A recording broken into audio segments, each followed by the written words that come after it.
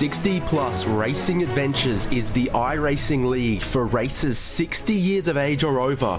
It occupies a very unique niche in the world of sim racing, but it creates some great racing, and its very, very dedicated community absolutely adore week on week showing up for 60 Plus Racing Adventures. And here on RaceSpotTV, we love bringing you coverage of it. This is the season finale from Virginia International Raceway for the long-running Formula division of 60 Plus Racing Adventures. David Haynes here with Will Chadwick to bring you all of it live tonight.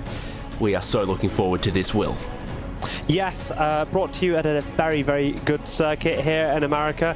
It's probably one of the most technical, best, most challenging circuits that you can visit on iRacing and in the world of motorsport. And for these drivers tonight will be such a technical challenge to see if they can master it.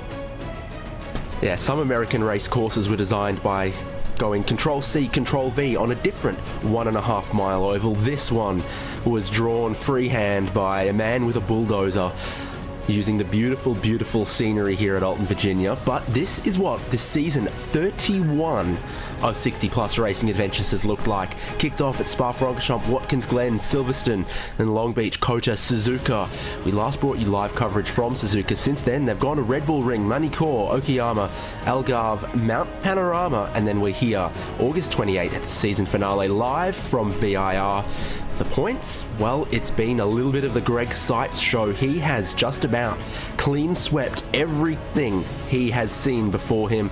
But in second and third, it's close between John Payne and Paul Stump. And then Ragnar Wisloff won't be racing today.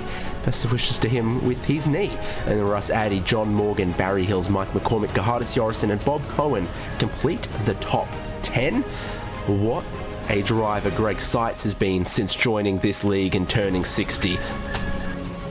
Yes, indeed. I mean, he's been dominant, is the only way to describe it, pretty much picking up a victory in every race he's drove in when he's been driving in this series, or at least starting from the front. We know sometimes he's like to have shaken things up from the back sometimes, but today it's pretty much a battle for second. A number of drivers are invested in that and can achieve that today. Paul Stump topping your practice by just under a tenth of a second, and now as you're watching the drivers go around the track, we'll be seeing if we can get some qualifying times in. Yes, indeed. So you're a big fan of VIR. I've cut a lap or two here in the past, so it's a circuit both of us are pretty thrilled about having for the season finale. It's got just that little bit of everything, doesn't it? We've just been through that really sort of thrilling, challenging part of the end of the lap, but then you've got the climbing S's, you've got a very fast back straight. You do have just a little bit of everything around 5-ish kilometers of Virginia. Yeah, it's an extremely technical circuit. In a Formula car, maybe not as quite as on the edges you'd find in some kind of GT machineries like a GT4 or GT3 car. However, the flowing sections are still need a lot of precise inputs, especially through the top section that you just saw there, and really long straights that open up a lot of opportunity for passing. And even this final sector that you're about to watch on board with John Payne, it's so technical. You've got the braking through the left curve here, position your car, grab a bit of the curb if you can, down through the compression here, you then rise up again, down again, and then you have this like almost roller coaster section to end the lap, which is a little bit reminiscent of someone like Laguna Seca, just with a little bit less elevation. So once again, we're watching qualifying before race one. There'll be 2 races tonight, each with their own qualifying session. So we'll go qualifying race. John Morgan and John Payne. It's all Johns up front for the moment, but that will not last forever. Great onboard here of the simplicity of these F3 cars. They are still super quick. There's 1 or 2 racetracks where this sort of generation of Formula 3 car still holds the outright lap record in Australia in some places. And that's not really surprising considering how fast and how thoroughbred these machineries are. You've got to understand that these cars are still, you know, at a track like Silverstone, still faster than GT3 cars, any modern GT3 machinery significantly, and they're very, very light, very, very powerful, and still possess a lot of downforce. And when you look to something more modern like the newer Dallara Formula 3 car, or what we have here as the Super Formula Lights, that car is so quick. It makes you realize how quick this category of car really is, and I think people often think that Formula 3 is slower than what it actually is. Yeah, certainly quicker than Porsche Cup cars, GT3 cars, supercars, other stuff like that. They are so nimble, carry a lot of speed through the high-speed stuff, and then they brake and accelerate very well just by virtue of being so light. Where they do maybe miss out is some of that speed at the end of the straight. The highest number I'm seeing is about 250 k's an hour from your current provisional pole sitter, John Payne. We're about to see the second flying lap of this session, though, where a lot of drivers could go quicker, and where we might see the first time from the 99 of Mike McCormick taking the shortest possible line around to the timing line that sends him to 4th place. John Payne and John Morgan look like they are done, and John Payne has gone and extended it somewhat out front there. Yeah, and that time from Payne seems fairly competitive. It's within 500ths of what he did in practice, and within a 10th and a half of the fastest time in practice in general. So certainly looking competitive lap there for John Payne, and something that will certainly have him inside the top 3. But can anyone match it or get even close? Paul Stump is surely a one to challenge. Fastest time in practice, like we mentioned earlier, so he's looking to go to a mid or low 39. Let's see that as he comes across the line. Can he do so? Not quite.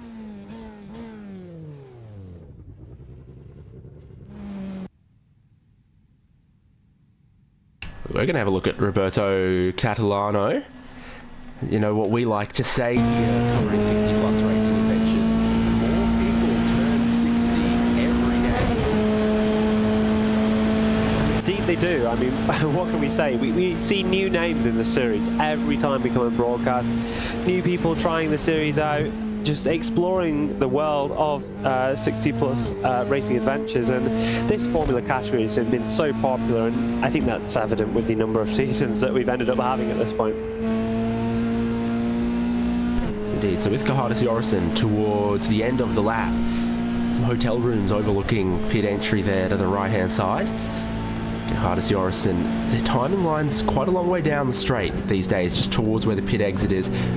Jorison goes to 3rd position ahead of Bob Cohen, just in behind Paul Stump, and onto the 2nd row of the grid for what will be a 2-wide rolling start. Greg Seitz, championship leader, doesn't have a time just yet, and we take a look at him.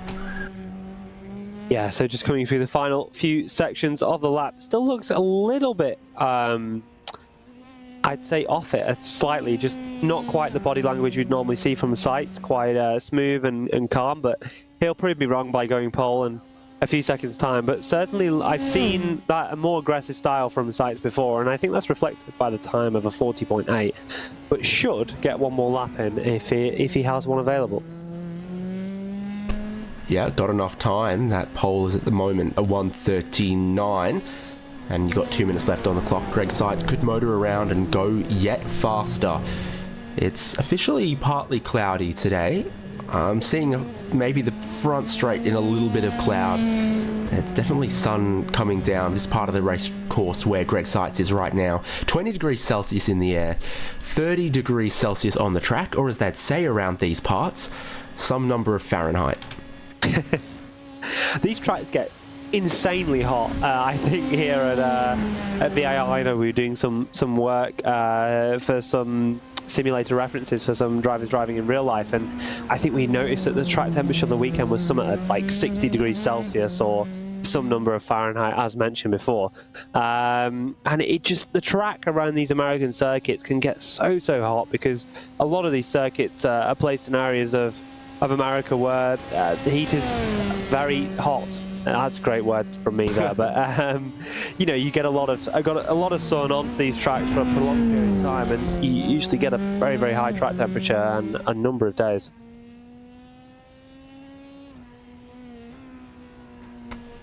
So So with just seconds left in this qualifying, Greg Seitz is the only driver out on track, the only driver with laps still to complete. How fast is he going to go on this one? Currently 11th, all the way around to the timing line. And he moves just to 10th. Does that surprise you? No, because I saw him lifting on the straight. I thought he did, but I wasn't sure. Yeah, Seitz clearly wanting to start from a mid-pack position. Yet again, we've seen it a few times from him. Normally in the second races of the day, but you know, he's got the title wrapped up, so he's wanting to start a little bit in the mid-pack. That's certainly something he can do to ensure that. And yeah, having a small lift on the straight there probably costing him in excess of half a second. So we'll head over into the racing, and when we get ready, this is what it will look like. Paul Stump at the front of the field with John Payne in second place. Roberto Catalano did get a lap time into third place, which moves Gerhardus Jorrison to fourth, and that's the second row of the grid. Bob Cohen and Todd Scholl are fifth and sixth. Barry Hills, Mike McCormick, 7th and 8th. John Morgan, and there is Greg Seitz in 10th. Ulf Olsen and Donald Strout, 11th and 12th. Then Bill Smitham and Eugene Clark. No, I'm reading off the wrong thing, apparently. Bill Smitham and Franz Joseph Sturm, Eugene Clark, Steve O'Malley, Randy Shoemake, Earl Setzer in 18th there. JC Hayes, the last driver with a qualifying time. David Bradley did not set one. Short run.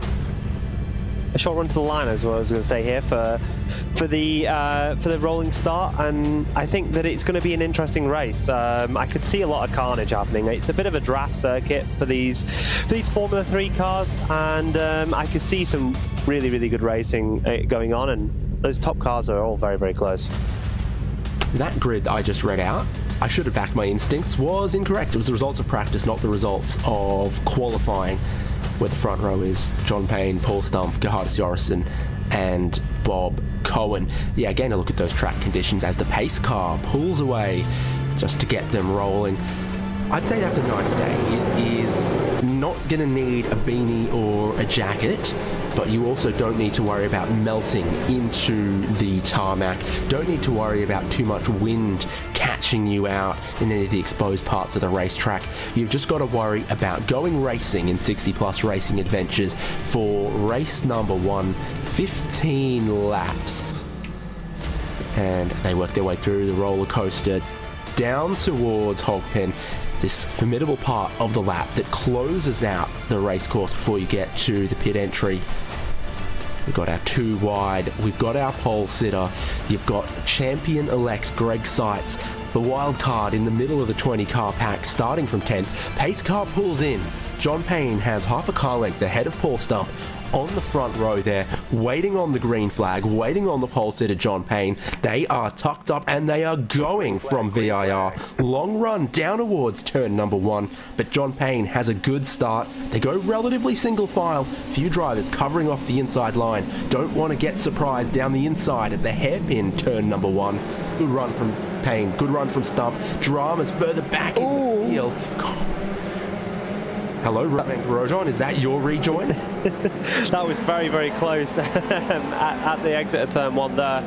Unfortunately, some contact in the middle of the pack, and it seems like we've got a few cars out, but generally a very calm start. But it looks like we're going to have a crash between the 2 leaders.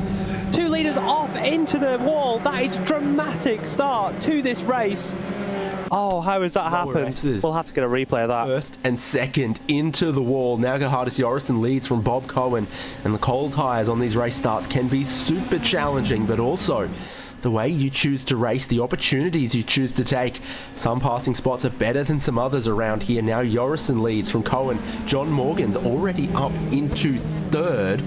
And then Roberto Catalano just gained some spots out of that as well. So's Bill Smitham, so's Steve O'Malley. We're heading down the back straight, Madison Avenue. Big slipstreaming opportunity here in these cars. Might see Bob Cohen now look for the race lead. He will. He'll get his nose in front before the braking zone here. And multiple changes of the lead and some drama on this opening lap. Bob Cohen now leads. Fourth starting driver Bob Cohen leading by the end of lap 1. We said that it could be quite a draft fest. We've had some more crashes going on. Who's that? McCormack and O'Malley, I think, have had issues in the latter section of the lap. Looks like they'll both be able to get back going, but that's not so good for the both of them, losing them several seconds. And yeah, Cohen leading after lap 1, something that we definitely didn't expect. Yeah, dramas on the race start, dramas all around the racetrack, from turn 1 to the lower S's to the roller coaster, which was a real roller coaster on lap 1 just there, but Bob Cohen clear air in front of him from Gerhardus Joris and John Morgan. And one of the big movers there, Roberto Catalano. We take another look at lap 1 involving Todd Scholl and others, Ulf Olsen there.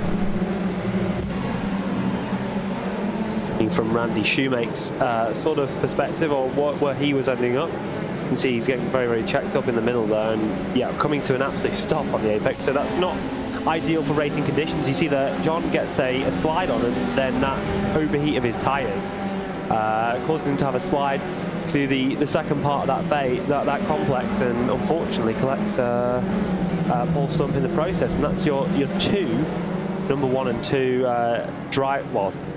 your two drivers fighting for second really in the championship, both out in such a short period of time. Yeah, gee, it does all kind of look like John Payne there. He has a slide, never quite catches it, and a stump gets collected. They need to mow that grass out there at the roller coaster for McCormick, as he maybe was a little optimistic down the inside from what we've just caught there. 2 cars off through the grass on lap 1. Yeah, a little bit deep for McCormack, having some wheel-to-wheel contact, which is what caused the collision between the two of them. You're watching Ulf Olsen trying to get past JC Hay. Potentially, it looks like he's got some front wing damage on the front right of that wing. That'll be costing him quite a bit of straight line speed, but also a lot of downforce, so that'll be really suboptimal for him across the course of this lap. He's still going to try and slipstream and make a move, but it looks like, to me at the minute, he's going to be struggling to make much progress, but as I just say, he's got a position, so he's clearly not listening to me. Yeah, good choice. I'm not sure I'm always listening to you. Yeah, I wouldn't blame you at all. I often come up with some pretty interesting statistics and facts that You're right about the damage, though, on the front wing. And we look elsewhere in the field. Greg Seitz, remember, started 10th. I'm not sure if he's made a whole lot of passes, as much as a few cars have been off the road. Well, at least 2 of them, and that's where some of these spots have come from. But through the oak tree, which is named as such for the oak tree that used to stand at the apex and unfortunately no longer does, he takes it a little bit wider through there, trying to line up Roberto Catalano towards the roller coaster. You see the amount of overspeed he's got. He looks to one side. You've kind of got to pick and choose which side you look to. It's the overtaking car. Greg Seitz gets his nose ahead on the way in here, and he's now up into 4th place. Bob Cohen pulling away in the lead. Gerhardus Joris in 2nd. John Morgan in 3rd. And here's Barry Hills in 7th. Here's Earl Setzer battling with JC Hay now. Oh, hello.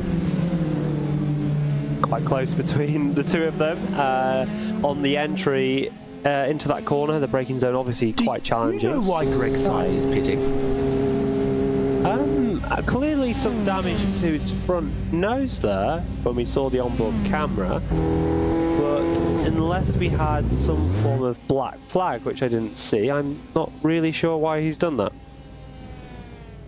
I think that was perhaps more cosmetic surgery in that case.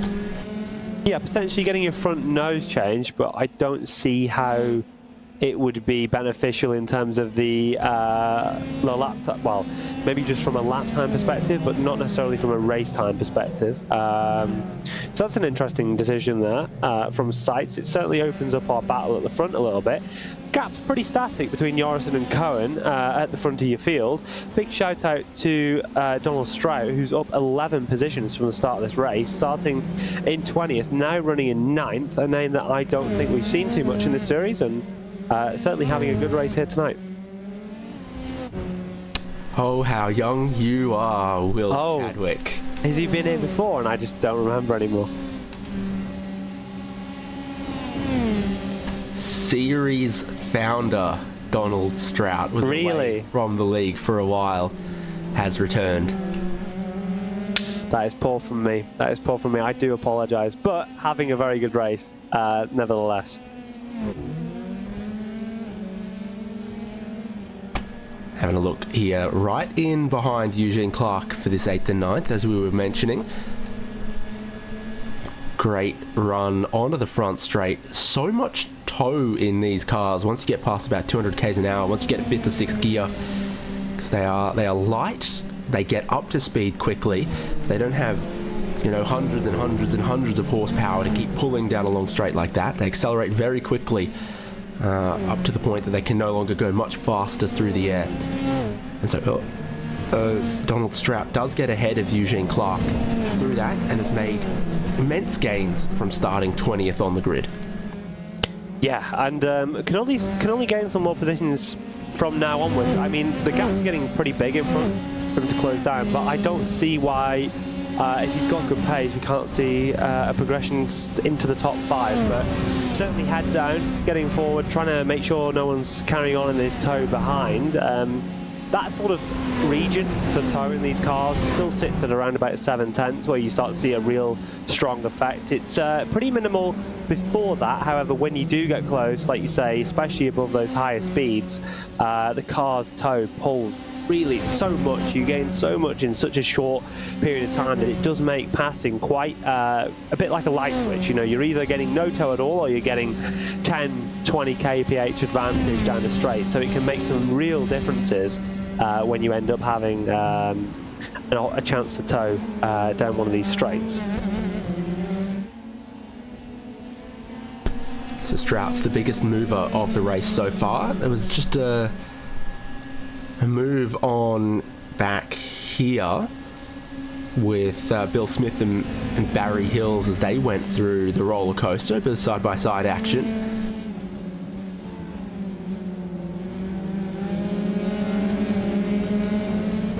I think Smitham did succeed in pulling a move off there. Ulf Olsen's through the pit lane, so we've had more cars pit with damage than I would have expected. Greg Seitz getting some move on here with Randy Shoemake towards turn 1. So Randy Shoemake, Greg Seitz, JC Hay is that running order. But the drivers that have been through the pit lane, Greg Seitz, Ulf Olsen, Steve O'Malley, Todd Scholl, Paul Stump, John Payne, more than I quite would have thought. Yeah, certainly something we don't normally see, and is something that's out of the ordinary to say the least. Looking at Mike McCormack attacking Eugene Clark here. Tucking left and right through the incredibly fast S's section. Probably just a small lift through that kink as you come into the technical double right through the oak tree corner, which no longer has an oak tree, unfortunately, after the re-render of this track, I think about a year and a half ago now, where they rescanned the curves, rescanned everything a little bit, and we got the removal of the oak tree. McCormick may have a chance down into the following corner. This is such a huge straight here at VIR that pulling alongside is fairly easy. Going to be on the outside into the braking zone, but is able to clear and generate that move into the top 9.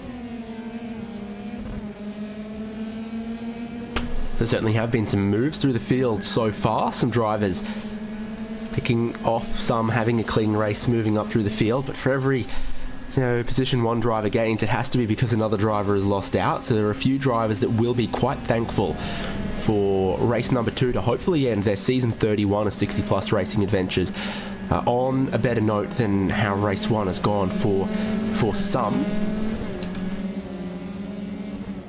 I must say, despite Seitz pitting for a fresh front wing and seeing not much of improved practice, not much of improved qualifying, his times aren't that impressive. You know, from Seitz we'd usually expect to see him at least matching the fastest times that we've seen, or potentially blitzing everyone by a couple tenths of a second. But 40.2 last time around, nothing spectacular for me. Maybe gets held up a little bit by traffic, but I'd at least be expecting mid-39s from Seitz. So maybe he truly doesn't quite have the practice or pace that we've seen from him in previous rounds today, because maybe he's just got a bit complacent of wrapping the championship up so early.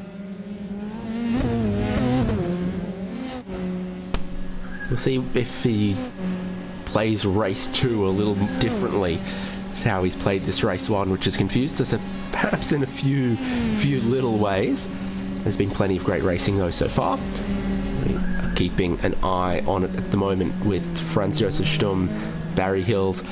They're only a couple seconds ahead of Donald Strout, who is making big moves in this race. And now John Morgan pits from 4. This is getting confusing. Oh no. Do you know what we've done? Do you know what I think we've done? I think it's a bad from the both of us. Is this one of the rounds where there's a mandatory pit stop? Well, some of the stops have been a little too early for that, but we're seeing more action on pit lane now with Stumm, with McCormack. Be, Like for Paul Stump, John Payne, some others like that, it's been from significant damage. I remember thinking after the last race, oh, we've got a mandatory pit stop round on the final round. I remember thinking it right now, it's flooding back to me, and we've just been sat here wondering why people are making pit stops. I'm holding you very responsible. Yeah, you can hold me responsible. That's completely fine. That is completely fine. I take full responsibility for our unawareness of the pit stop round. But there you go. People making pit stops. We knew about it. Knew it happening.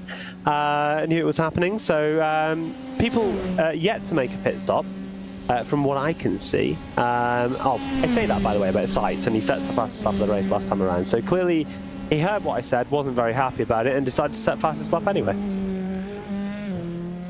Oh, the power you wield. He is the highest running driver to have stopped at this point. Your top 7 haven't. Sights in 8th. Morgan in 9th have. There we go. Oh, this is an interesting one. Entry for your race leader. Very slow. I didn't like that. It seemed quite cautious and a bit unoptimal, sitting several Ks below the speed limit for a number of seconds there. So that will have cost your leader a couple of seconds potentially, and could be decisive when we see the likes of Sights coming around. So it'll be interesting to watch just where Cohen is able to come out compared to Sights. It's going to be fairly close on the exit, I think, within a few seconds. And yeah, I mean, as you can see it in your picture there, that second or so lost on pit entry could be crucial, especially with Sights' tyres at potentially a better operating temperature. Yeah, so almost an attempt at an undercut there from Greg Sights, pitting a little earlier, and then of course it all relies on, do you end up in a little bit of clear track from your early stop, or does it mire you in a little bit of traffic? It's worked out pretty well, I'd say, for Greg Sights in that regard. Looking at Gerhardus Jorrison, who now leads the race. Catalano to 2nd, Bill Smitham to 3rd. And it's your top 5 that haven't stopped at this point, now that Bob Cohen has pitted and resumed.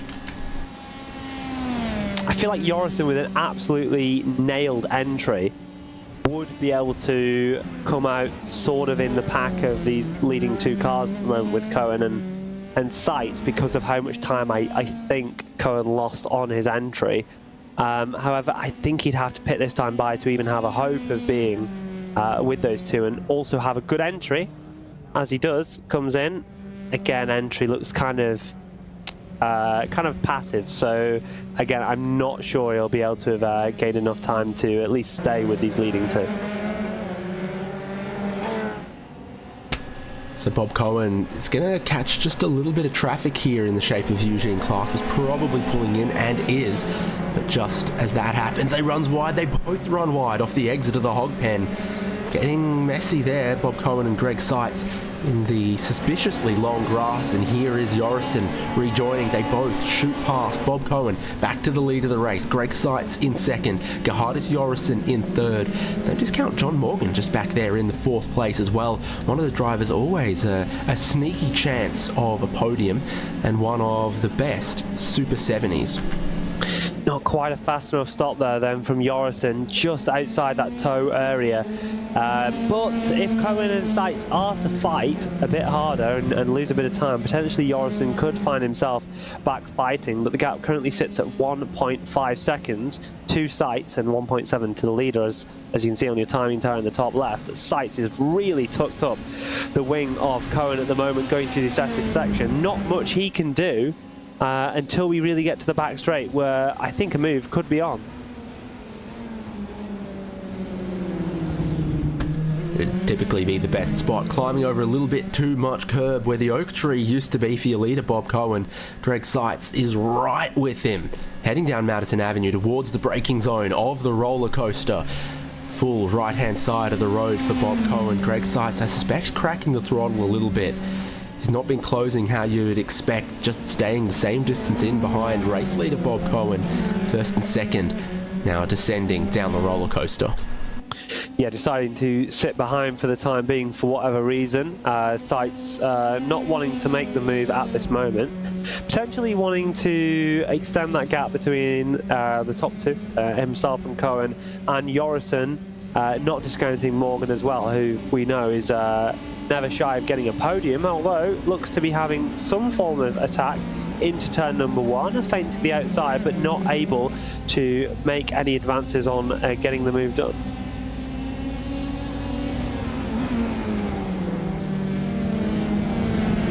Randy Shoemaker in the pit lane, dropping a little bit on the timing column, but that should be the last of it. Mainly, we're on lap 11 of 15, race 1 of 2 for the season finale of 60 plus racing adventures from Virginia International Raceway. Elsewhere in the field, Franz Josef Stumm, and just in behind Mike McCormick. Stummy, as I think it says on the roll hood.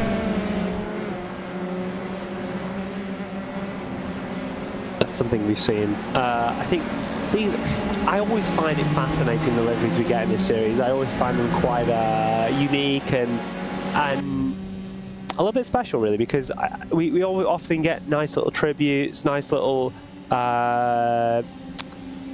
you know, kind of team liveries that we tend to see. The banana car we had for a while, you know, the livery that Seitz and McCormick share is also quite iconic, and the liveries that we get through this series are always something that I think puts the smiles on our faces and anyone who watches across the course of the season, as every time we roll into a new season, it's nice to see where the partnerships are. Exciting times for Rust Racing, side by side for the race lead, side by side for 7th and 8th place. Bob Cohen looks like he's just going to hold on to the race lead. Oh, but he's not defending this one. Greg Seitz has a look to the hairpin, turn number 1. He's down the inside. Chance of a little bit of a squeeze there. Cohen still leads Seitz for the moment. While that was happening, it was Mike McCormick and Barry Hills side by side towards the roller coaster. And again live as well towards turn 1, where McCormick, I think, has gotten ahead. Yeah, so McCormick starting to advance a little bit more forward, trying to support his teammate in the team's championship. I'm certain that they've done fairly well this season. You know, McCormick always one of those drivers that has a lot of pace, but sometimes doesn't always show it. Again, watching back to your two leaders as they come through that incredibly fast S's section. Cohen taking a bit of a defensive line, positioning his car in the middle of the circuit, slowing it down. We're unlikely to see Seitz make a move down to this next corner, opting purely to sit behind on most laps here, unless he's decided to do something different this time by, and more try and move into turn 1 is his preferred option at this moment or stage in the race. Jorrison now 2.5 seconds behind this race-leading duo. John Morgan also dropping back a little bit. So Bob Cohen's pace is really strong, but Greg Seitz is right with him and just a little bit stronger as they're onto the front straight once again. 2 car lengths back or so for Seitz. Toe advantage, super strong. He's like 5 k's an hour quicker right now, so he's got to make a decision, and that decision's to look to the outside of turn 1. He gets his nose in front, braking super deep. There's a bit of a bump on the inside at the apex. Sometimes around the outside you can get a good run. I think Bob Cohen has managed to defend that. Yeah, some great driving for Bob Cohen. Didn't have any mistakes under the pressure there, just kept his line, kept the inside, got a good drive off the corner and was able to hold the position for the time being, and extending his gap out to just over 4.5 tenths of a second as we head into the S's section, which essentially in one of these cars acts as a huge straight, so you'll not be surprised to see Seitz closing back up. give you a hint, it could be flat in a Mazda MX-5 as well. So I think an F3 car can handle those climbing S's quite well with the good grippy slick tyres they've got on and a little bit of downforce to go with it. Yeah, it's amazing to see how powerful the aerodynamics and the aerodynamics, but alongside the mechanical platform, is in these cars, even despite the fact that they're quite old at this stage. I believe first introduced in around about 2012, I believe, 2011. Of course, been superseded since, but it's the current F3 car that we have on the platform, if you ignore the Super Formula Lights car, which is sort of this predecessor of this car. Yeah, interesting note about these is there's a bubble in the cockpit on the right hand side for, like the Formula Ford has, for where the gear shifter would be, except these cars went to paddle shift a long time ago. It's still there. We're side by side for the race lead. Now Greg Seitz is further ahead around the outside of turn 1, getting the power down effectively on the early part. Maybe had a little bit of a slide, but as the track goes back to the left hand at NASCAR Bend, he's ahead. And Greg Seitz has come from 10th on the grid to lead this one just in time with 2 laps to go. Yeah, but do not count out Cohen yet. He's closer than Seitz was last time around as we exit this corner. We'll be able to close up as we head down the S's section. You're watching Donald Strout, currently P11, fighting for a position. Not quite sure what car that's with. I believe it's Eugene. No, it's not. It's Ulf Olsen. So that's Ulf Olsen on the defensive, with Strout trying to make a move. Being a bit where he can position the car in this section, but Olsen looks to have hung on for now.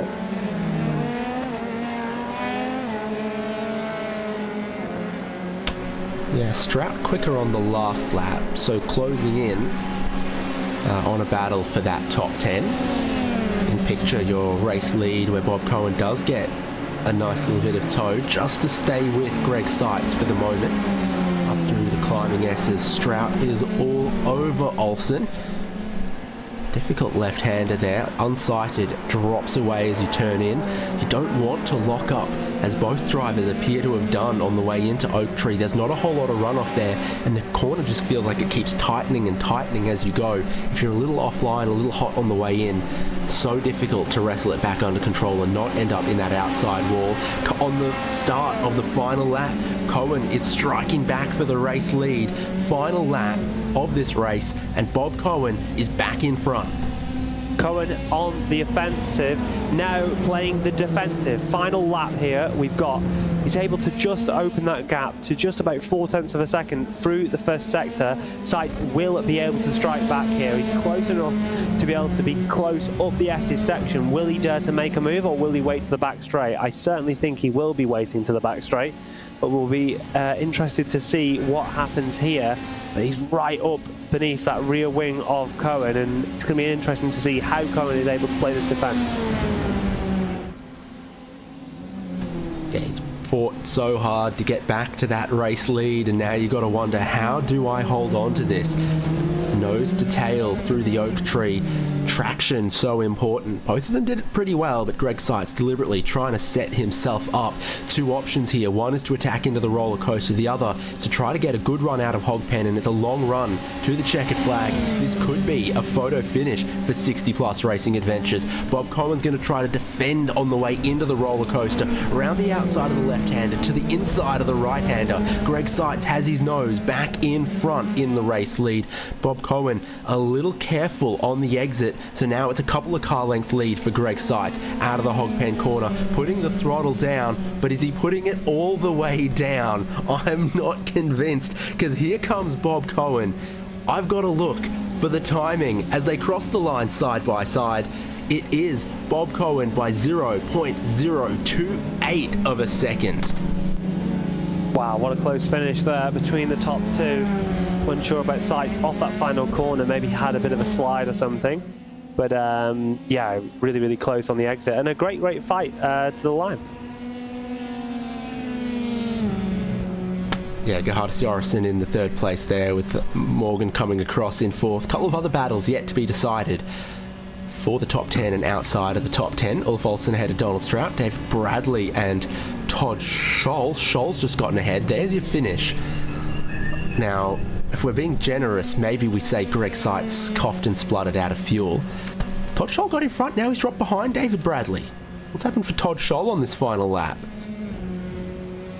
Not quite sure though, we'll have to have a look. Potentially again, like you say, miscalculation on fuel could be a factor in this kind of racing with how it's set up with the mandatory pit stop. Say Greg Seitz had the shortest pit stop anyone took. Yeah, that's true. Except for Todd Scholl, and that's why he gained and then lost a position on the final lap. Let's have a look at these results, and again, what a close finish up front, Bob Cohen and Greg Seitz. Gerhardus Jorrison not too far off them as well, and he might have needed to manage a little bit of fuel. And then John Morgan, Roberto Catalano, Bill Smitham, Mike McCormick, Barry Hills, Franz Josef Sturm, and Ulf Olsen was the top 10. And then Donald Strout, Eugene Clark, Earl Seltzer, Randy Shoemake, David Bradley, Todd Scholl, Steve O'Malley, John Payne, Paul Stump, and JC Hay was a retirement in race number 1 of 2. Well, hopefully a couple of these drivers after race 1 are gonna come around and have a chat with us. First up, third place finisher Gerhardus Jorrison. Gerhardus, congratulations. Great race for you. Yeah, thank you. Was a little bit of luck in the first lap with Paul and John coming together, but had a good race, and Greg and Bob were a bit too fast for me this race. But I'm very happy with the result at the end of the season. Now, when I think back to all of my time covering 60-plus racing adventures, I think you've been around for the most of it. At a guess, how many seasons of 60-plus racing adventures have you done? I've started in season 16, so that's 15 seasons in a row now. It's a really, really solid effort. And that end of the race there, I think you would have had one of the best views of Bob Cohen, Greg Seitz, the battle that they had. Greg Seitz gave it a good go. Bob Cohen didn't roll over. No, it was great watching those guys, and I have to say a little bit lost my own focus, but it was great to see those guys battle for the win, and was great to see. And you might be one of the drivers who thinks about the team championship a little bit as well. Yeah, with Barry Hills together, we're trying to compete with the real fast guys like Greg and Ragnar, all those guys. But we're doing great. I think we're third now, and very happy with the result. It's always going to be a tough ask to go up against the combination of Mike McCormick and Greg Seitz as well. But we see the both of you on the grid very commonly, and if we don't get to chat after race 2, congratulations on 15 seasons and the great racing you've been a part of, Gerhardus. Thank you very much, and hope to see you next season. Delightful. Well, there we go. Great to speak with third place, Will, but I think we have second place.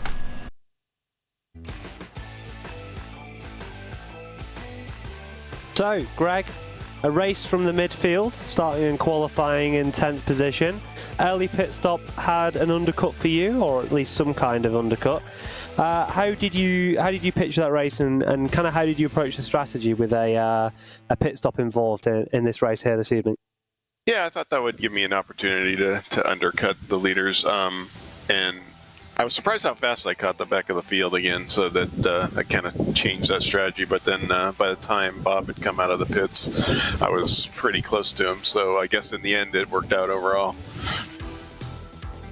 And talking about that battle right near the end with Bob, of course the toe's so important here. We saw you sitting back, at least initially, on the back straight of this circuit, opting to try and make moves into turn number 1. What was your reasoning for that? You found like turn 1 was an easier place to ensure a move if you were to get it? It can be a little bit safer, but on the other hand, I was counting on him not to push me wide, which he didn't. So he raced me really clean, and so it was really just a challenge to kind of get around him there around the turn one. But yeah, it's a little more risky on the other, unless you get a really good run on somebody and get clear of them earlier. We saw you had the second shortest pit stop of the race. Did you have any issues with fuel usage towards the end of the race?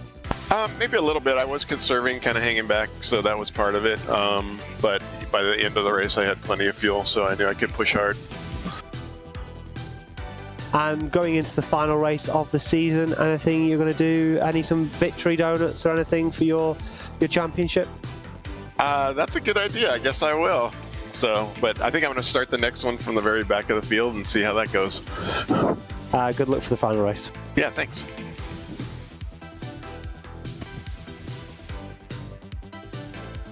Bob, maybe? We can get TeamSpeak user? Hopefully we can get race winner Bob Cohen. Let's see. Knock knock, hello, is this Bob?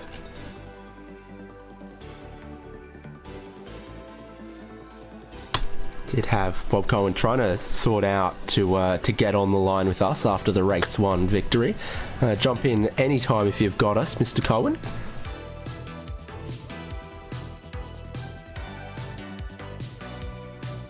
Potentially needing to assign the microphone. I always have that problem. Check. There you go. That'll You got do. that? Congrats. Okay, great. Thanks so much. Wow, that was like a dream. I never would imagine that I'd be racing with Greg Seitz at the end of that race. He had a unique strategy stopping pretty early. You ran it not super deep, but a little longer than that. In this race, you come out and you're like, oh, we've got a race on our hands for these final couple of laps, and race you guys did. Yeah, I was wondering how he made up all that ground, but now it makes sense when you say that. But I was going to run until I was almost out of fuel because I had wide open track and I had good pace, so no reason for me to try to take a pit stop and then end up behind some lap traffic. Yeah, I'm looking here. I think I've got you second fastest lap of the race, behind only Greg Seitz, of course, or maybe third actually on that one. But certainly, yeah, your clean air pace was reasonable enough there to then go with him when the two of you were battling in those final couple of laps. He had a few goes, he got through, and then you still just believe that you could get one back over him. No, I really didn't. As soon as he passed me, I thought he was going to check out, and then it was almost like he was being good to me. and I got my opportunities and passed, and it seemed like he was fighting, but then sometimes he would, just play it safe and not put it in there so aggressively, which I appreciated. Gave me a chance to race, and I couldn't believe it. I never really thought I'd win a race this season. I'm so happy about it. And two Club Northwest drivers in the race finish first and second. How's that make you feel? Well, it's a nice sunny day in Pacific Northwest, so the sun is shining on both of us. Beautiful, and you guys have got one more race to go for, I can't believe it, season 31 of 60 plus racing adventures. You've been part of it for quite a few seasons. Do you have a guess how many you've done?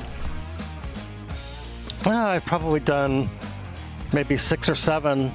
I tend to do 1 or 2 seasons, then I'll be gone for 2 or 3 seasons because I'll be traveling. And so that's just the way we all are. But I like to race a complete season, so it looks like I'll be able to race next season for the majority of the races anyway. Well, awesome. Congratulations there, and we'll see a little bit of you in race number 2. Thanks so much. So our podium from race number 1 there, Gerhardus Jorrison, Greg Seitz, and Bob Cohen in a photo finish with Greg Seitz at the end of race number 1. There's still qualifying and race number 2 to come in the final round of 60 plus racing adventures. You'll see it here on RaceSpotTV, so do stay with us when we return qualifying and race number 2 from VIR.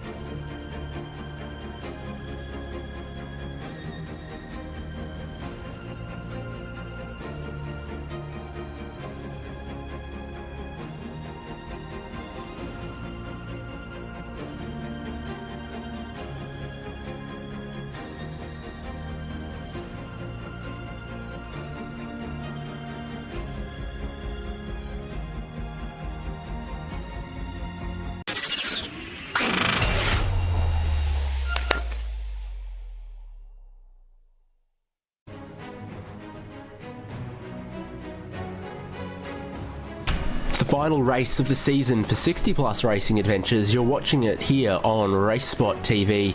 Before they can go racing for 15 laps in race 2, they've got to go qualifying. We'll see what the qualifying order will throw up for us in race number 2. In these 10-minute qualifying sessions, drivers all get 2 laps to put their best time to the board. David Haynes here with Will Chadwick as we take a look at the final qualifying for the final race of the season, 60 Plus Racing Adventures. 31 seasons have passed and we've had what is probably an unexplainable amount of qualifying sessions. That'd be 2 times 12 times 31, so someone can do that math. In the comment section, you should never trust the commentator's math, so I won't do it for you. You're watching, I believe that's Roberto Cantilano on your screen right now, going through his first qualifying lap. I am right, for once. And we'll see him completing the first sector. No one set a time so far, only 2 minutes 30 has gone in the session. We'll be expecting to see times in the 39-second region. Again, in practice, your fastest driver was John Payne, again setting a 39.4, the fastest time that we've seen across the course of all of these sessions that we've had so far, faster than anybody's race time last time out, or anybody's practice and qualifying. So John's clearly looking to get a good result to finish his season off and see if he can wrap up second in the championship. Quickest couple drivers at the moment is Paul Stump, Roberto Catalano, Barry Hills. So there's a few drivers out there on the first of their 2 flying laps going pretty quickly. Looking at Catalano heading down Madison Avenue toward the braking zone of the roller coaster. Really is formidable. You drop down a little bit and then you are heading uphill, looking towards the sky for a difficult braking zone, and then the track drops away massively downhill here through towards the hog pen. Catalano kicking up just a little bit of grass and then maybe a little wide through the final hog pen corner, but it's all about really setting up for the second lap. Yeah, it's like David said, it's important to remember that first lap times aren't too representative in this series or in this car. They tend to be quite poor. The tyre warm-up is quite lengthy, so anyone setting a time on the initial lap is going to be a little bit down on what they will be on the second lap. Stump's first lap, though, very, very impressive. 40.1 shows some good intentions to go faster on this second lap. You're looking at Mike McCormick coming through the S's section. He's on his second lap, 8 tenths off the pace right now. Rather slow first lap, but considering he was the second fastest in practice on a 39.8, we'd be expecting a similar sort of time in this second qualifying lap now.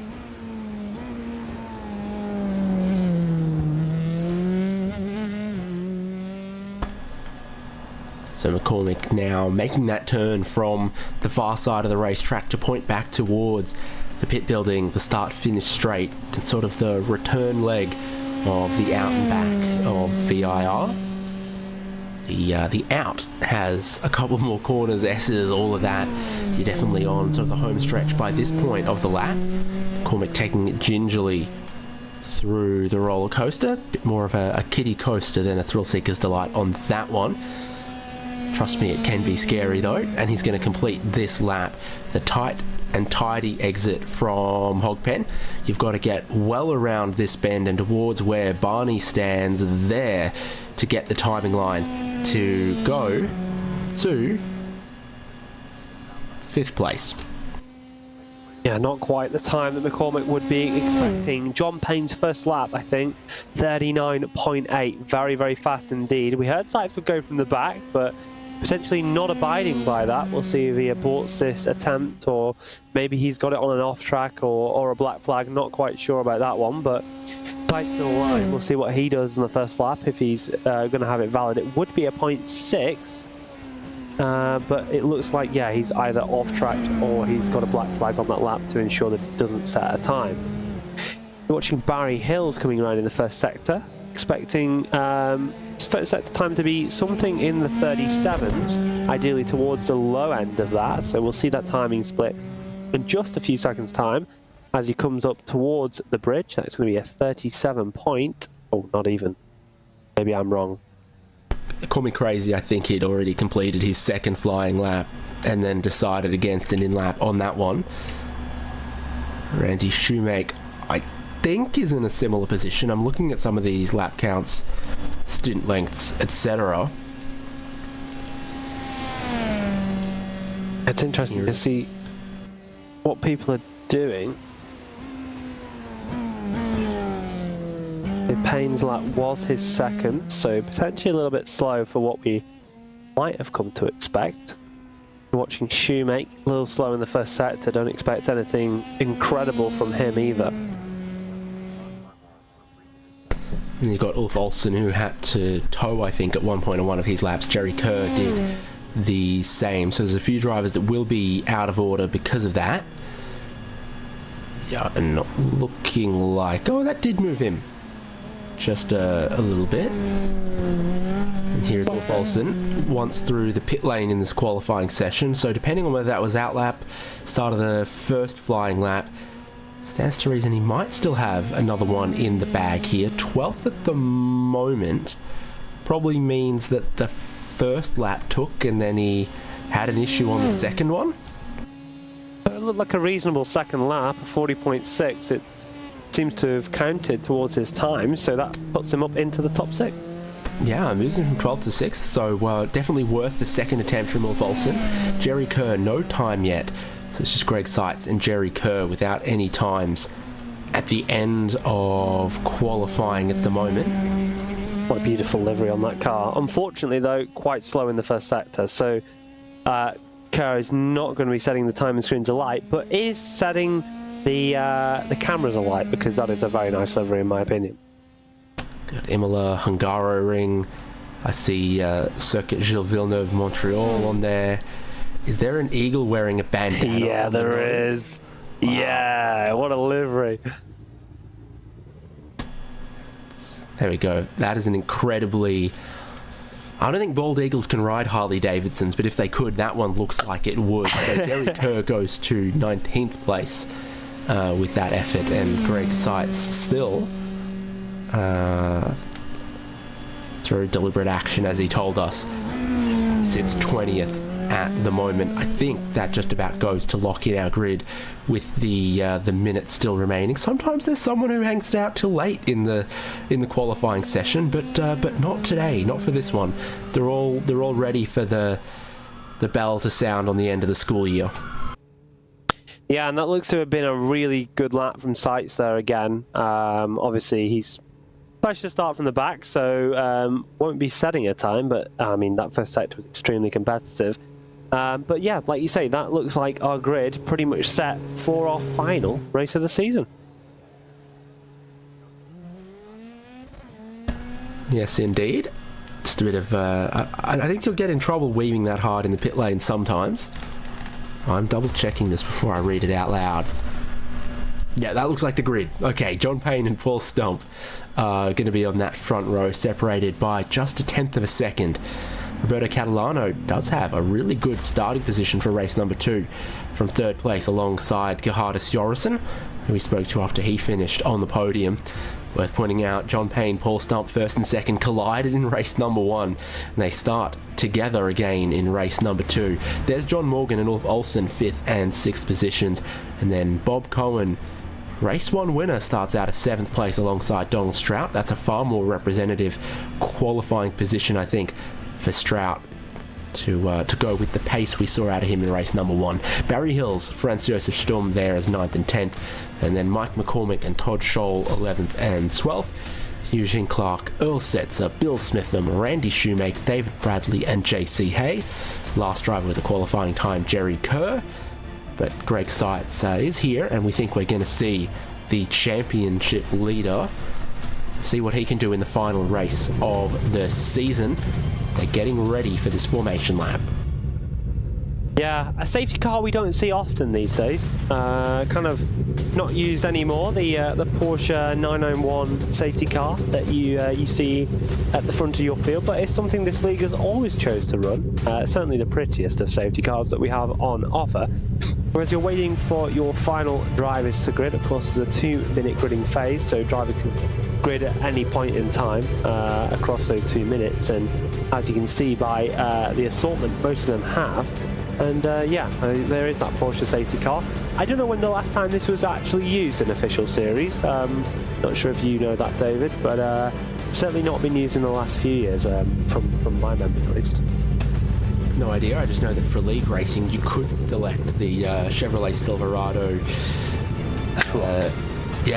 truck as the pace car. It's normally designed for dirt ovals, but you can throw it around a road course if you want.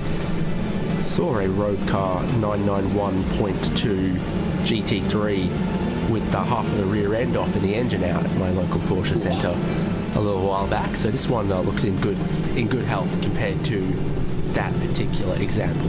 And it looks like we're in good weather once again for race number 2. Saw the conditions: 20 degrees in the air, 30 on the track. Wind is, I think that's 1.5 knots. Ragnar Wisloff would tell us that somewhere between 10 to 15 knots and a steady, not gusting, is good for sailing.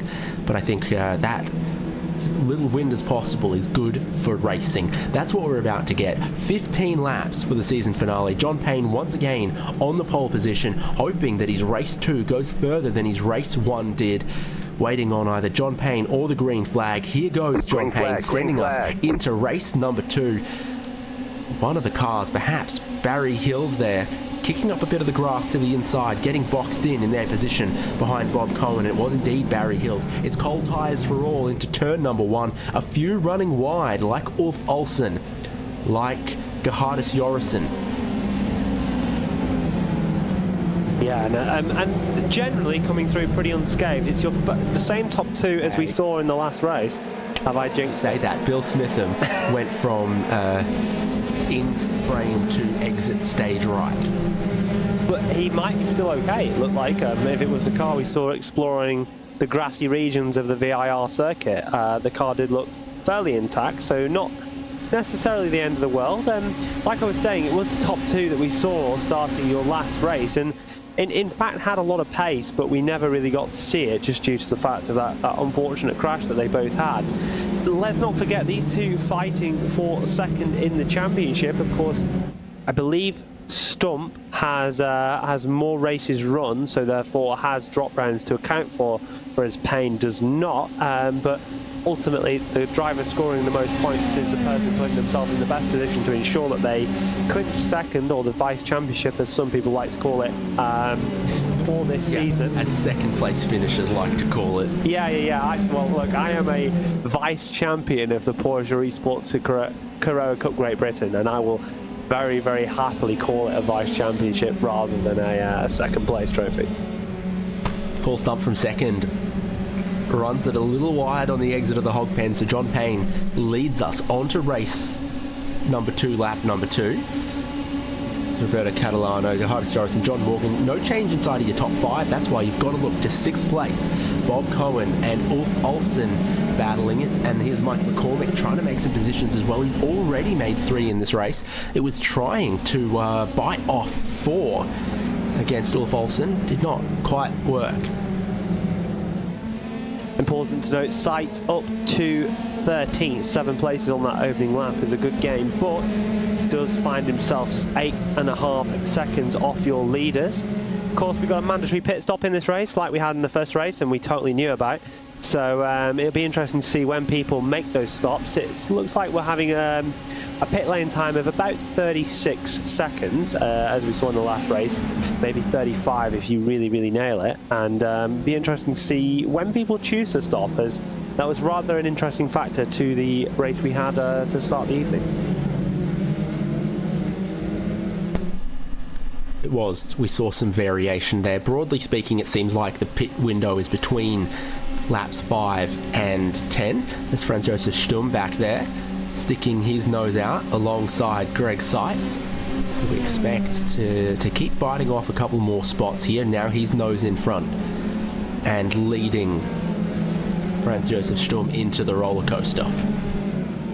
And not losing too much time there, Sights in navigating that traffic. Important to note, as it could be quite interesting as we come to the end of the race. Did expect to see some donuts from Sights. He took well to my suggestion to him in the last interview. We're looking at Donald Strout, the new driver to this series, as I correctly identified, totally not a founder of this series in the last race, who is having, again, a reasonable race, qualified a lot better off this time, dropped 2 positions so far in tonight's race, but is very, very close to the cars ahead as things currently stand, fighting Barry Hills, one of our Super 70 superstars in this series. Speaking of 70-year-old superstars, Oasis are getting back together. That's all I've got. All I've got for that. Here's Greg Seitz. Side by side with the climbing S's is super, super brave, and he does get ahead of Todd Scholl.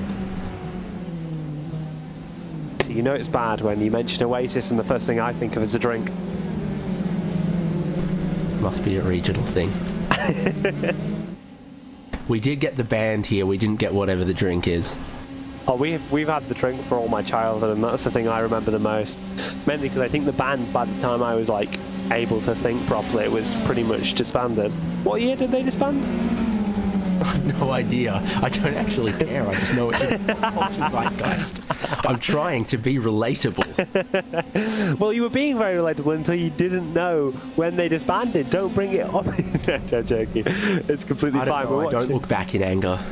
We're watching Gerhardus Jorgensen chasing down Roberto Cantillano, who I don't know if it's his first round tonight. Probably isn't, but it's certainly one of the first times we've seen him on the live streams here, and definitely making a good account for himself. You know, like you say, more people turn 60 every day, and that's certainly a case that we've been seeing across these many seasons that we must have commentated now on 5+ seasons together. Would it be even more than that? There's no possible way to know, other than I've got a lot of spreadsheets I could probably find out. But yeah, a while, no doubt. Probably more than that. Probably longer than that, Will. I think so, because every time a season passes, I'm like, wow, that happened quickly. It could have been upwards of 2 years now, so yeah. That's certainly more than 5 seasons, but yeah, one of the first times we've seen Roberto. I think I'm just trying to look through the standings to see if I can pick him out, but not been able to so far. So it could be one of his first rounds. Holding himself very, very well so far in this race number 2. Of course, started out of 3rd place, still running in 3rd place, but with a fast-charging Gerhardus Jorgensen behind him. Here's Jorgensen's teammate, Barry Hills. And we talked about that team's championship. Definitely something a few of the drivers put some stock into. You see a couple of team liveries out there, both between Greg Seitz and Mike McCormick, between Gerhardus Jorgensen and Barry Hills. 1 or 2 others as well. I'm sure that's another thing Will can stick his nose into, is working out how that's all gonna go. I can try, certainly, but you would never trust a commentator's math. What I will say is John Payne grabbing the fastest lap of the race last time around, taking it away from Greg Seitz, who was 0.3 of a second slower last time around. Certainly interesting to see, as we essentially didn't see John or Paul after the turn 4 incident last time around. Or George. Exactly, whatever that means. Yeah, 100%. Oh, that's the kids won't get it, but their parents might. So again, looking at Barry Hills, and he's sandwiched between Rust Racing with Mike McCormick in front and the charging Greg Seitz behind. Covers the middle of the road in the way into the S's. Probably smart.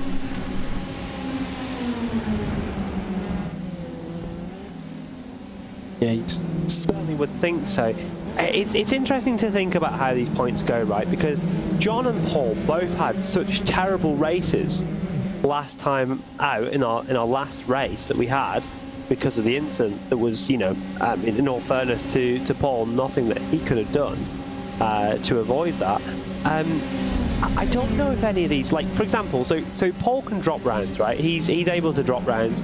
His minimum score so far this season has been 22 points, and that was in our opening round of the season.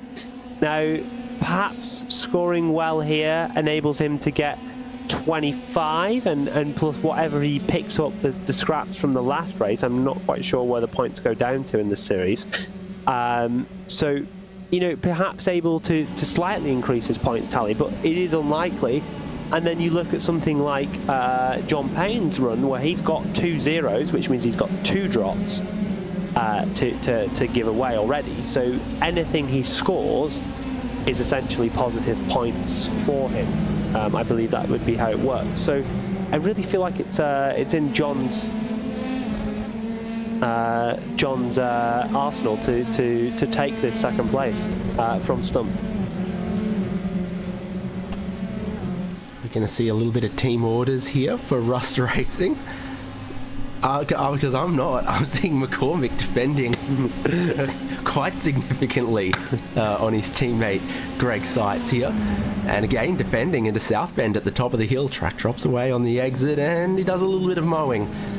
And then we head into Oak Tree. McCormick's also still within place to be able to get a tow off Ulf Olsen there in the green and yellow car. Heading down the back straight Madison Avenue here as well, so not necessarily seeing Mike McCormick roll out of the way for Greg Seitz. That might invite Greg to pull the same pit stop strategy he had from the earlier race. Multi-21, Mike, multi-21. Oh, I think an issue for Catalano. He's dropping down the timing screen. We see him in the grass. Something's clearly happened at the top of the circuit. Car looks relatively okay from a far away shot, so potentially just a lockup, but unfortunately it cost him a lot of time.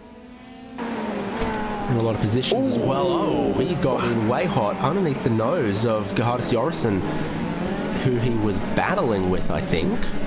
Or was he already a bit further back than that? He definitely was battling with Jorgensen. Okay. But what you see there that happened, Sina Cantelado opting to stop alongside Seitz taking an early stop as well, is that when he gets so close up behind the car ahead, not only is he struggling to stop in the first place, but he loses so much downforce when he's right behind a fellow car, so it makes it doubly as hard to stop in that distance, and unfortunately sees him go wide.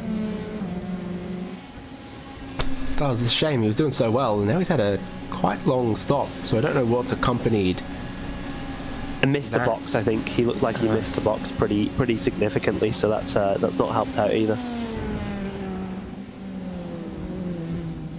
So Gerhardus Jorgensen now third, moves John Morgan up into the 4th place as well. Cohen also gains a spot out of that to 5th. Looking down the back straight at Jorgensen and Morgan 3rd and 4th.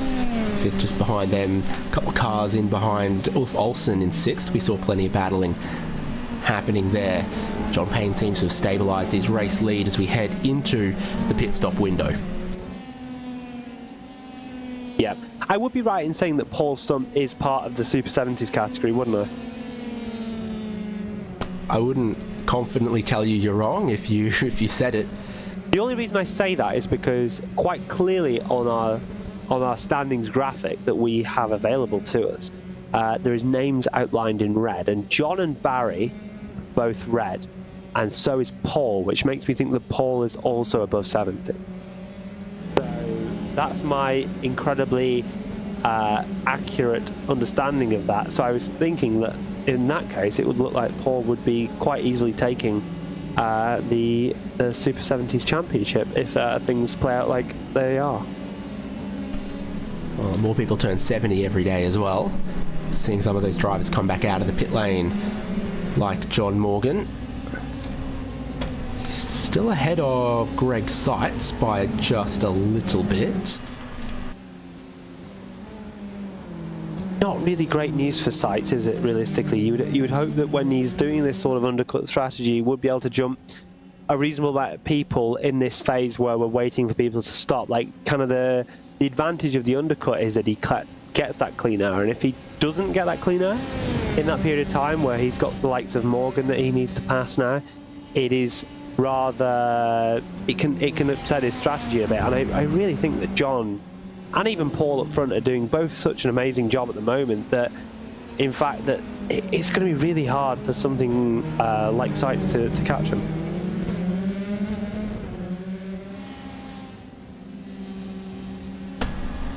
So having made that stop a little early in the window, John Morgan finds himself behind JC Hay. So you don't want to get stuck here for too long. And that's what John Morgan's going to do. Looking for the move. Greg Seitz also decides he'll bite off some of that. So he goes through as a few other drivers come into pit lane. Gerhardus Joris, Bob Cohen, Donald Strout, Franz Josef Sturm. You see it on your timing column. A whole group of drivers in there. Yeah, and he had to make that move as quick as possible. Really couldn't afford to get held up. It looks like Morgan taking a rather defensive line down towards turn number 1. May just let him go. We got Bob Cohen on the exit. It's going to be 3 wide momentarily as we head down to turn number 1. Sights around the outside, able to use the toe to his advantage, and now it's his time to go and set as fast laps as possible to see if he can catch those leaders, but only gaining 1/10 of a second last time around, and that gap I do remember being still above 8 seconds as they pitted for the first time.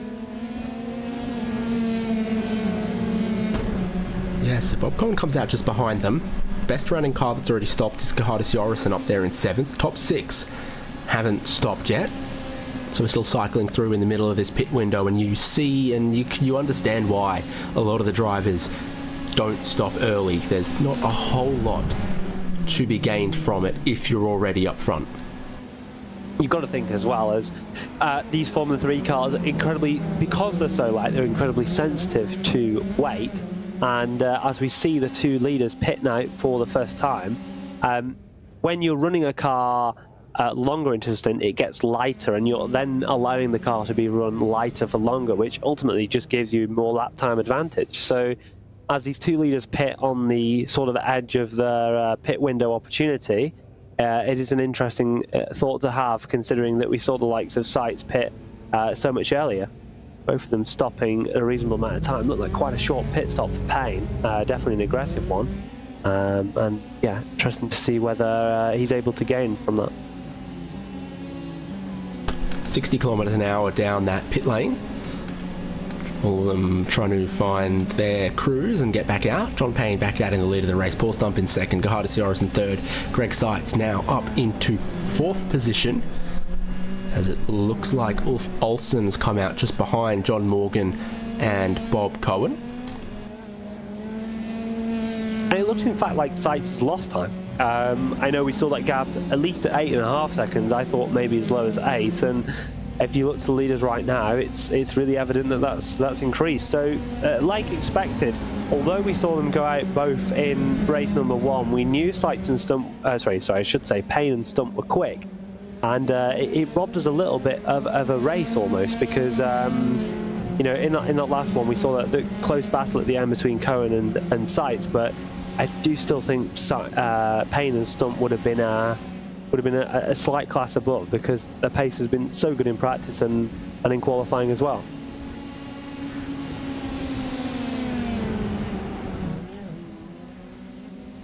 One driver that it doesn't seem to have helped with all of the pit stops is Donald Strout, now 3 positions back off of where he started this race, a little wide off the exit of the oak tree. He's in 11th behind Franz Josef Sturm in 10th.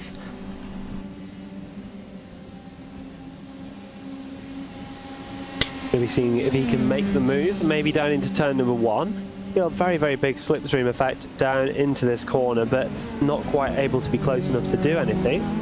Placed his car well through this section. He might be able to get close enough where he's able to make a move into 1, but it does look, at least from Franz Josef Sturm's entry to that section, that he was having a pretty good run through.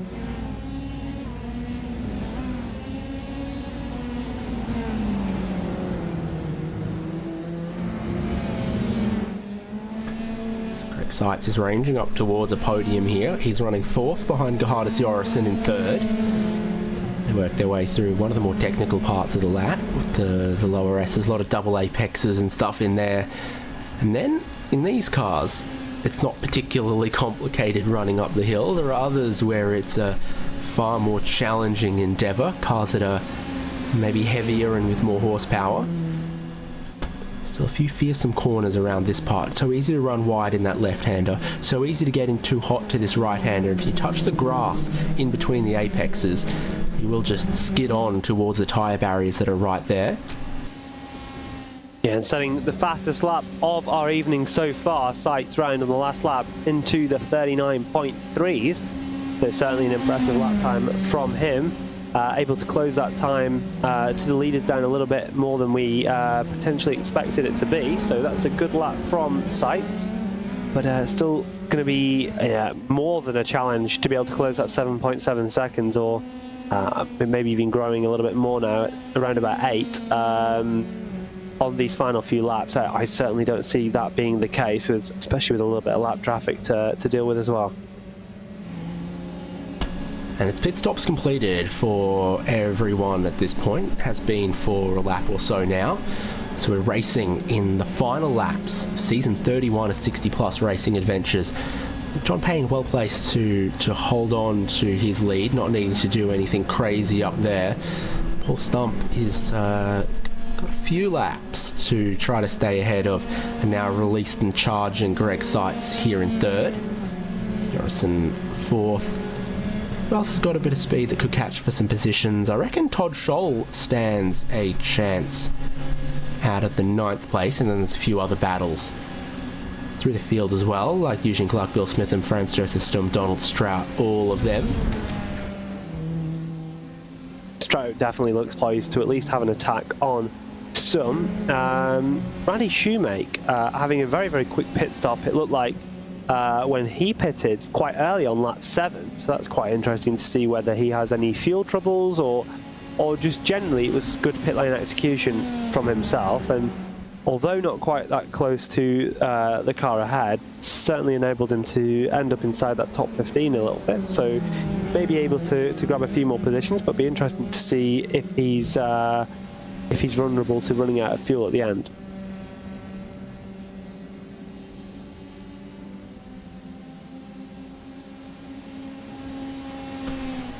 You can see how much of the natural rolling elevation is included in all parts of this racetrack. You're sort of dropping down a little bit off the exit of Oak Tree, and then it's up over a crest, and then it's up over the next crest, and then it's to the top of the hill at the roller coaster. I still have never seen an angle that quite accurately conveys the feeling of going over the top of that corner. Have you drove this? I think you have. Have you drove this track in real life? Yep. Yeah, I thought you had. You drove Sebring as well, haven't you? Correct. How is Others, it? can you name them? How's your bingo sheet? Oh, okay. Sebring, VIR, you must have done Road America. No. No? Oh. Road Atlanta? Surely there's one that I keep going on and on about. Oh no, it's escaped my mind. I never say Indianapolis often enough. Do I Oh, if you drove Indianapolis? I didn't know if you had keep tooting my own horn on that. Oh, you drove over the famed bricks. Yes, you can't feel them at racing speed, but under safety car you're like, oh, there they are. And the other track being? Carolina Motorsports Park. I don't even know what that is, to be honest. I didn't until I was like, oh, it looks okay. Oh, well. But VIR must have been the best.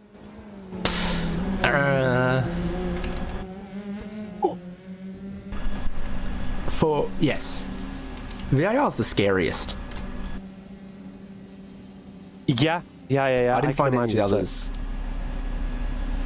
scary, but then there's a couple of corners here where, yeah, it's roller coaster, South Bend, and into Oak Tree. You feel like Oak Tree kind of closes in on you as it keeps getting tighter, and it's one of the places the walls is closest, and it's like a locked brake here, and you're probably bouncing off the tyre barriers. And that is usually suboptimal to do that. You wouldn't normally want to bounce off a tyre barrier. I try not to. Yeah, it's usually best. Just noticing a few changes in your timing tower. Looks like Bob Cohen may have had a spin, dropped down a few positions. Also looking at the timing tower on the left, it looks like Paul Stump lost a lot of time last time around, doing a 42.8, so potentially having a mistake across the course of the lap, which has cost him to be now vulnerable to Sights going on to the final few laps. Looking at Bob Cohen. Yeah, first at Bob Cohen. They're late on in the corner, getting the power down. He loses control of the rear. and then loses a few spots because of that. Paul Stump, don't know exactly where the time went, but he had 4 or 5 seconds on Greg Seitz, and now he's got nothing. You see him on screen right here. On the penultimate lap of the race, it was a margin that Greg Seitz was going to struggle to close in just on pure pace, but a little falter from Paul Stump, and Greg Seitz is now up into second position, having started out at 20th. Yeah, so an impressive drive from Seitz. Again, unlikely to catch the likes of Payne, but we have seen him catch Stump, which we weren't expecting. In turn to a bit of a mistake we saw from Stump last time around, lapping, well, at least 2.5 seconds off the peak pace of this race. But we've started the final lap of this season, and what a season it's been. Yes, indeed. This is such a unique league in terms of the community they've got, style of racing they do.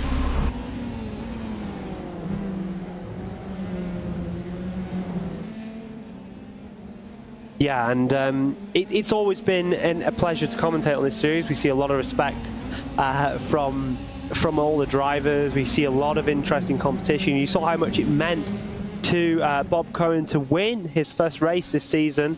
He said he didn't expect it. You know, it was one of his highlights of the season. He was certainly really happy to pick that win up earlier today. Of course, this race hasn't gone as well for Bob, but you know, I certainly think he's satisfied with his evening, picking that race win up.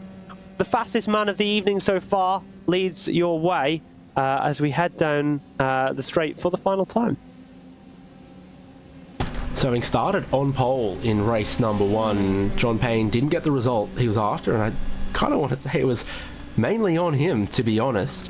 Losing control, making contact with one of his competitors, but he's been far smoother in race number 2. That's why I like this format. The drivers do have a chance to learn and have redemption, and that's what John Payne is going to get in race number 2 to close out season 31 of 60+ racing adventures. He'll come around to take the checkered flag at VIR, and it's a win for John Payne. Greg Seitz has worked his way up to second place for the second race in a row. Paul Stump looks like he'll come around to complete the podium and potentially take the Super 70s championship, but Greg Seitz is your season 31 60+ racing adventures champion.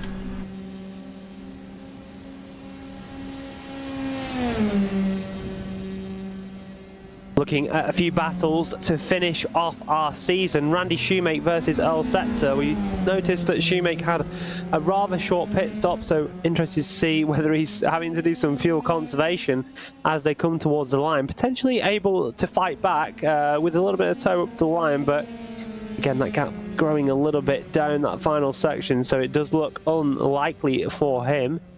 Having your final few finishers exit and close off this season. As they come across the line, just 4 more cars to take the finish, with Mike McCormack pitting and finishing a little bit early. Wow, that was close between JC Hay and David Bradley as well, and just Jerry Kerr and Roberto Cantilano to take the flag now. Yeah, 2 tenths in it there at the end between JC Hay and David Bradley, who just tried to stay close. I think if you got a really good run out of Hogpen, you could be underneath the rear wing of another car and make that move before the checkered flag. Like we see happen so often at the Daytona Road Course, it's who's second or third out of the bus stop chicane that can be first to the checkered flag. Hasn't quite worked out like that in any of the finishes here at VIR, and this is the finishing results of race number 2. John Payne from Greg Seitz, from Paul Stump, the podium. Then Gerhardus Jorrison, John Morgan, Ulf Olsen, Barry Hills, Todd Scholl, Bob Cohen, and Franz Josef Stumm in 10th. Bill Smitham ahead of Eugene Clark, Donald Strout, Earl Setzer, Randy Shoemake. Last cars on the lead lap with JC Hay, David Bradley, Jerry Kerr. After the dramas we saw for Roberto Catalano, he ended up a lap down in the end, and Mike McCormack was 2 laps down at the end of the race. Although in iRacing it says he was 3 laps down. I don't know how that quite accounts, but John Payne was the winner in the end, and Will, he's going to join you. Our fastest man of the evening, I think, would be fair to state. Not quite the way you'd want it to go in race It's live. number It's 1. there right now. Not quite the way you'd want it to go in race number 1. But in race number 2, you had some redemption. You were able to get the win. Talk us through how your preparations went for this evening, trying to secure second place in the championship. Yes, I am.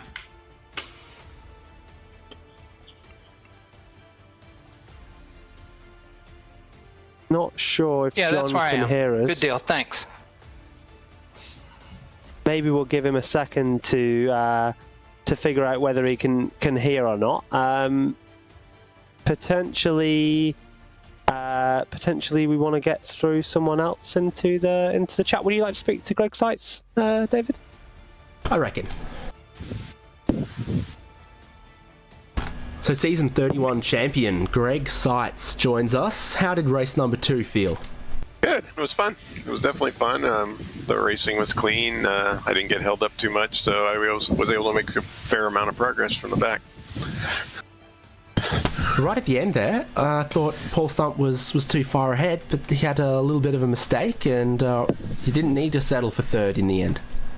Yeah, that's why you keep pushing. You never know what's going to happen ahead of you. So I just kept pushing as hard as I could, and he unfortunately made a mistake, and I was able to take advantage of it. Will and I are certified card-carrying VIR enthusiasts. How did it treat you today? Oh, it's a great track. It's so fun. I mean, the car is just sticks to the road here, and but of course, it's very technical and very tight. But yeah, it's a blast to kind of fly through this track and try to straighten out the corners as much as you can. So I was trying to make up ground everywhere I could. Favorite corner, most intimidating corner. What's the vibe of the lap around here in the F3 car?